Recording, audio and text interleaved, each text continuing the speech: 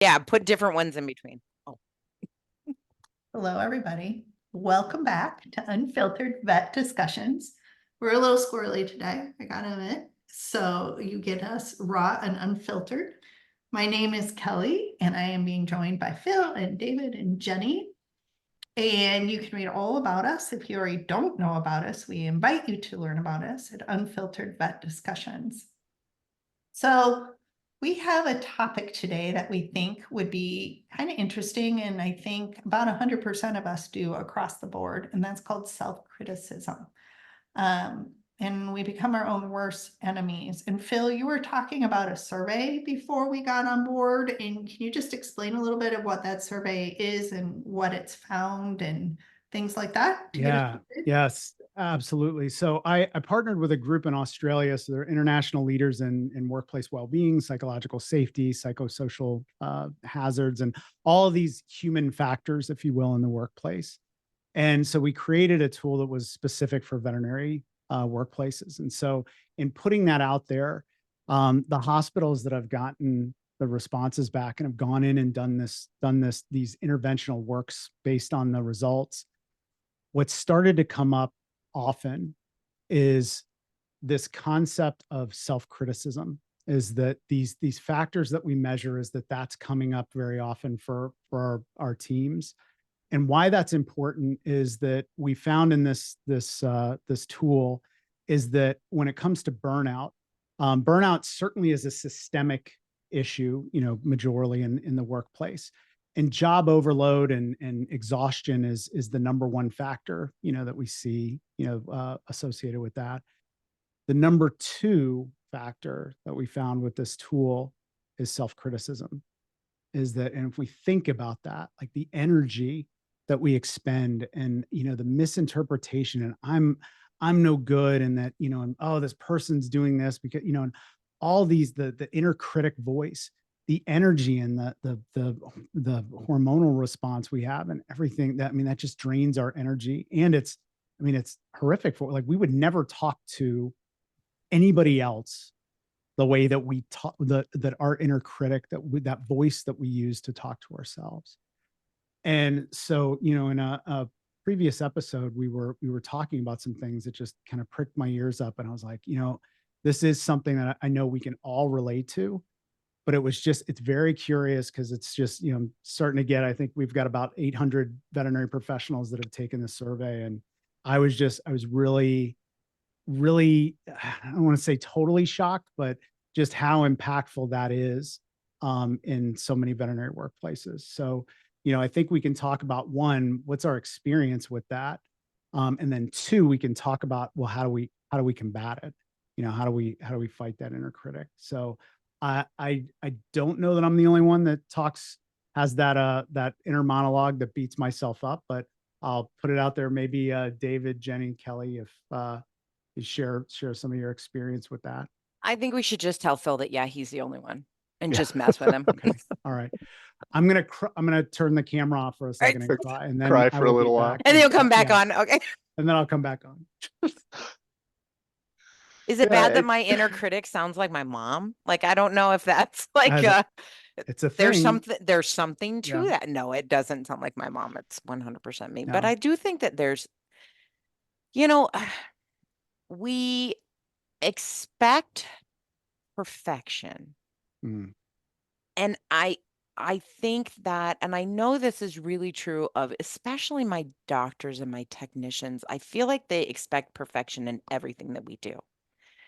And I consistently have to remind them that that is not possible, and it will never be possible. And it's really the lowest expectation you can ever have, because it's unattainable. You will never be perfect. Your world will never be perfect. This procedure will not ever be perfect. It will have a good outcome. Hopefully we have a good outcome and we did everything right. But perfection, I think, and I am going to throw my mom under the bus, so I'll tell her to listen to this one. But she very much was raised in a way of, you can always do better. So when I was growing up, she consistently said, "Oh, you did a good job, but." And I tease her about it. My mother lives with me, okay? Like both of my parents still live with me. I've spent literally 12 years of my life not living with my parents in my late 40s. So, I don't know if that's sad or good or what, but it is. But I give her a hard time about it because she was always like, you did a good job, but I'm like, it you kind of drove me nuts, but it made me expect perfection from me. And for a very long time, everything that I did was not good enough. And I had that inner monologue and I had that inner criticism. And, to every aspect of my life, why would someone ever pick me to run a business? Why would I ever start a business? Why is my husband married to me? Why did I have children? Like, who in God's green earth would let me care for a child? Like, let alone three of them, and picking apart everything. And how have I traumatized my children? What are they going to talk to their therapist about? I mean, it is awful, this negativity that we have in our brains. And Phil, what you said was right. It just drains you. It's exhausting to be this mean to myself. So I stopped, and we've talked previously about practicing gratitude. And that for me was really I was able to kind of be like, no, why would your husband leave you? Why do you think you're traumatized? Yes, you're traumatizing your child. That's what a parent does. Okay, they're going to be fine. Like they're loved, they're cared for. I'm not beating them, I'm feeding them. They're okay. Maybe I ate their gummy worms when they weren't looking, but they'll be all right. But I think that it does have to be a mental switch, and I don't know how you teach this or how you train Mm. yourself to do this, but there does have to be a mental switch that you say, no, wait, I do deserve this. No, wait, I am good enough for this. No, wait, I don't have to. It's okay that my office is a hot mess. I'm still getting my work done. My business is thriving. My team is thriving. It's okay that I, have half finished projects around. That's okay. It might not be for other people, but for me, it's okay to not be perfect. So I don't know how we go about stopping that inner monologue. David, do you ever talk meanly to yourself? What I find, and self-criticism comes in many shades, and one of the ones that I think is pervasive is just comparing myself to others. They've got this, or they're doing this. Boy, they're an eloquent speaker. Boy, why can't I do that?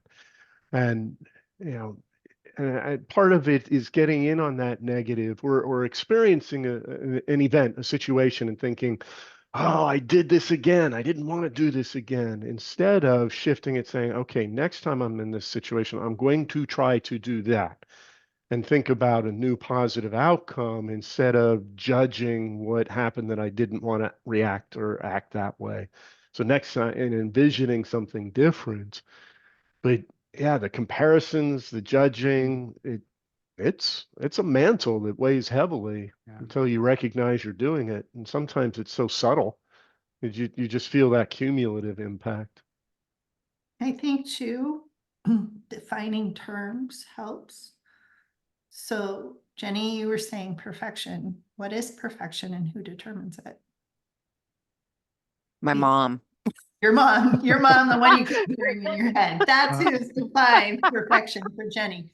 But there's like these invisible shoulds in society that somebody else or they, I don't even know who they are, says that we need to be X, Y, and Z to be good, upstanding whatevers, veterinarians, business owners, parents, moms, daughters, whatever the role is we're playing, there's these invisible shoulds.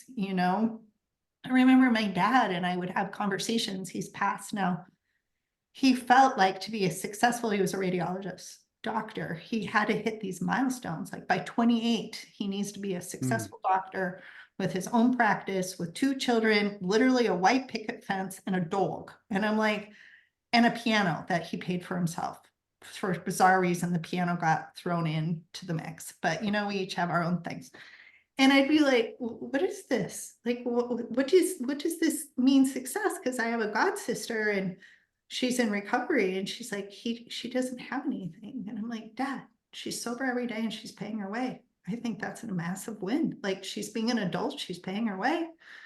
Like, why are you putting these invisible shoulds of the house, the picket fence, the dog, the kids in the car, in the garage? I mean, who determined those things, right? So if we can acknowledge what we're comparing ourselves to, David, like who set the baseline? Who made the standard?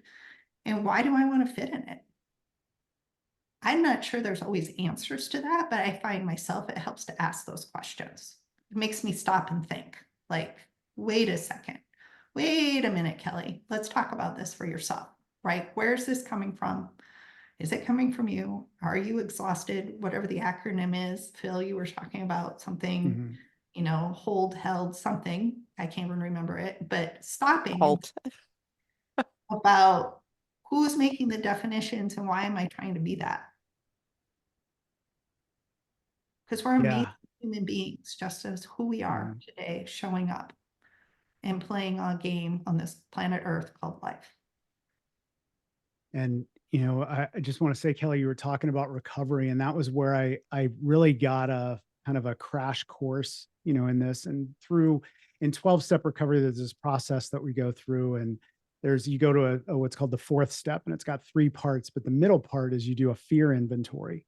Hmm. And so not like fear of spiders or, you know, fear of flying or anything like that, but I mean, I had a long list. Top of my list, fear of failure and fear of success.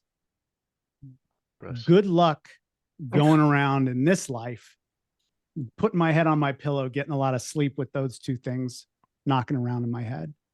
And what's funny is that we talk about perfectionism and, you know, in saying veterinary professionals. And the interesting thing is that oftentimes the reason why we're perfectionists is because if we're perfect, we don't fail. And, you know, and then we don't have to face that. And so looking at failure as, you know, having this horrible moniker or this, you know, this association with, my God, if I fail, I'm not going to amount to anything, or, you know, this type of stuff. But it's looking, you know, how do we view failure? You know, as one that was a big, well, I'll say for me, that was you know, that was a big one. And the other thing is listening to that voice, and it's mentioned a little bit in the beginning, is if someone else came to me with the exact same thing that they were going through and said those things, like, how would I talk to them? And, you know, we talk in our hospital, you know, and when I have the opportunity and gift to work with other hospitals, you know, is I wish you could see you the way I see you. You know, if you could see you through my eyes and not that inner voice, you would talk to yourself in a fundamentally different way. And so the interesting thing is okay, why don't we do that? What's the barrier? Why do we stop ourselves from doing that? And there's this concept that's called this process that's called self-compassion, and it's from Dr. Kristen Neff, and there's 3 elements to it, and one is self-kindness. So can I talk to myself or honor myself the way that a mentor would, or the way that, you know, a kind colleague or friend would? The second is common humanity. And, you know, you mentioned this, Jenny, is like everybody goes through this, you know, and you know, if there's a name for it, like somebody else went through it, you know, and I always, you know, that for some reason, that was one that stuck with me. And then the last is mindfulness, which is a little bit around that halt, is like, okay, in this moment, like, am I beating myself up because I'm hungry, angry, lonely, tired? Does I misinterpret something that brought me here? And I'll say for me, the issue usually isn't the issue. It's something 4 steps behind that I haven't even processed yet. That, you know, you talk about holding that beach ball underwater, is that one thing, you know, all my emotions and all this stuff. And then the thing happens and all of it comes up. And I think it's that thing, but it was, you know, it's all this stuff from before. So it's just, can I give myself some grace? And it's like, and it's hard because sometimes it feels like I'm making excuses, or sometimes it feels like, oh, it's just, I'm in self-pity, you know, or this. And that is, so what's fascinating is the evidence shows is that the more self-compassion I have, the better production I am, you know, the better producer I am, the more I can assist other people, the better resilience that I have. Is that it's all these things are better, and it's not making excuses. It's just saying, quite honestly, like, if something goes wrong, we'll say, I am able to look at my part in it, but look at my part and I don't over identify with it. I don't say, oh, I'm such a like I'm 100%. It's everything is my fault, guys. I'm sorry. I'm a POS. Like this clinic would be better without me. You'd be better. Just get another veterinarian. I'm horrible. Instead of saying, I probably had about 15%, that I would have done this thing different. And then we take that and we say, okay, I will do that different. And then seeing that there's these other things, and I'm not blaming those, but I'm just taking an honest assessment of the situation. And it's like the more we can learn to do that, the less of that emotional energy we spend, on being up here in that 90. We talked about that 90-second, half life of emotion. If I'm just keep saying I'm a POS, I'm no good, I'm this. I mean, it hammers us. So Jenny, it looked like you were getting ready I'm to say something. so you said the word resilience, and it reminded me, and Angela Yeah. Duckworth wrote the book Grit. Grit. And Yep. I love this book, and it talks about the mindset of people who Yeah. have grit. And and she talks about self-compassion. And she talks Mm-hmm. about not looking at failures as failing, but as an opportunity to learn. It Yep. is, we've talked about this before, flipping the script, flipping the script. How do we stop beating ourselves up for screw ups and say, yeah, that happened. One, how can I keep it from happening again? Two, what am I going to learn from this? Mm-hmm. One, I learned that I can survive and get through it. That's the other thing. We've talked before about this spiraling out of control. If I make a mistake, I'm going to be living in my car with 29 birds.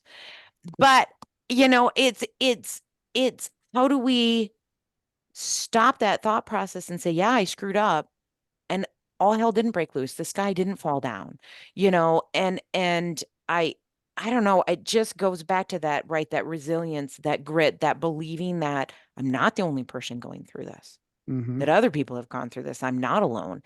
And that okay, yeah, I'm not perfect. And it's okay. It's okay. And I think part of it we've talked before. I know like Cody and Peter and I have talked about like getting into vet school and they want the perfect students, the 4.0, the all this. And you get all of these kids that are in this class that have now always been the top of the class. Mm-hmm. Guess what? They can't all be top of the class. And it really messes with some of their heads. Like it really is like, oh my, I'm mediocre. I'm mediocre among these giants who have always been so great, and I'm so great. But so you're still not mediocre, but now I feel like I'm mediocre and I don't know how to handle this. And we just need to change the industry and start. I know Peter talks about this all the time, hiring people with EQ, not IQ. Like looking at people who really do have that self-compassion and because if you're compassionate to yourself, you're going to be compassionate to others. You're going to be compassionate to our patients that we're taking care of. But if you're beating yourself up, maybe you won't beat up others, but you're probably going to be like not fun to work with and nobody's going to like you. So stop beating yourself up so people will like you. I don't know that that's the answer because that probably wasn't the best thing to say, but I don't know. It's just interesting, the whole Well, thing. it's just that is we reward perfectionism. I mean, because what does perfectionism get you in undergrad? Good grades. I mean, it gets you gets you wanting to be top of the class. And it's just, but if we don't know how to process failure, if we don't look at that as, hey, this is an opportunity to get better, all the things that we said and talk about growth mindset. If we have that fixed mindset that is totally fear-based Mhm. versus that confidence-based mindset, that growth mindset that we can lean into this and see, again, not toxic positivity, but we can see the opportunity to learn, to get better. That's what's going to happen. And if we don't learn that, we're going to plateau as well. There's only so far we can go before that fear is going to draw a line in the sand and we can't get there. And I mean, I can tell, for me personally, I mean, that got to me ending up in a treatment center a year and a half out of school, and having to learn all this stuff. And so I'm just eternally grateful that I learned these tools. But had I not, I don't know what would have happened to me, but I wouldn't be feeling and experiencing life the way I am right now. And I wouldn't be with you wonderful people talking about this subject, because who would have thought 20 years ago, we'd all be on a podcast talking about self-compassion in veterinary medicine and how important it is. I think giving yourself the permission to fail, as Yep. long as you're then going to learn from it, change, grow. But just giving yourself permission to fail in itself is not going to affect change. But if you can make that experience and learn from it and grow, then it's kind of combating the self-criticism that is holding you back and fear of failure, like you talked Yeah. about, and or a fear of being judged. Now, I'm not going to do this in a social situation because I might be wrong. And what's Right. everyone else going to think about me? 100%. Yep. Um, and reinforcing the introvert or the social isolation because of Yeah. fear of making a mistake in public. Yeah. It's okay. I made the mistake. I own it. What could I have done better? Asking for help, not just expecting it of Mhm. yourself. Saying, hey, what could I have done better to not do this again? Because and leaning on each other. So Yeah. let's wrap it up for today. We need to be nice to ourselves. David, it's your turn. It was like, Yeah, Yeah. what was it? Bill was Bill? like, nope. Yeah, that was yeah. good. I missed it. Yeah. What was it?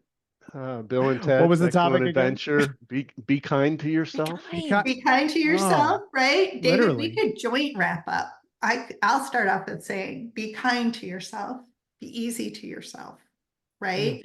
Love yourself, respect yourself. Give yourself permission to be absolutely wonderful for who you are as a human being walking across this planet. What would you add to that, David, for our wrap? Well, but also the learning component. I mean, if you're just Mhm. nice to yourself, that's great, but you're not going anywhere. We need that growth. We need that development, ongoing development to understand this is how I react in those situations. I'm not sure I want that. I'm going to change or learn, become aware, kind of that metacognitive layer of watching yourself in these situations, learning as you learn, being nice to yourself and being kind, but then we're not going to necessarily get rid of the critic, but I think that can be a positive component of, hey, maybe there is something I can use this to stretch myself, to learn and grow, not beat myself up on it, but recognize, okay, look, maybe I'll try and do better next time. And yeah, there's never one solution for anything, but yeah, be kind to yourself, but keep learning, keep growing externally and internally. You know, we're all going to go insane at some point, but we can resist by learning and growing. Well, wonderful. Thank you, David. And thank you, everybody, for today's discussion. It was very entertaining and thought-provoking. And we will catch you all next time on Unfiltered Vet Discussions. See you later. Bye bye.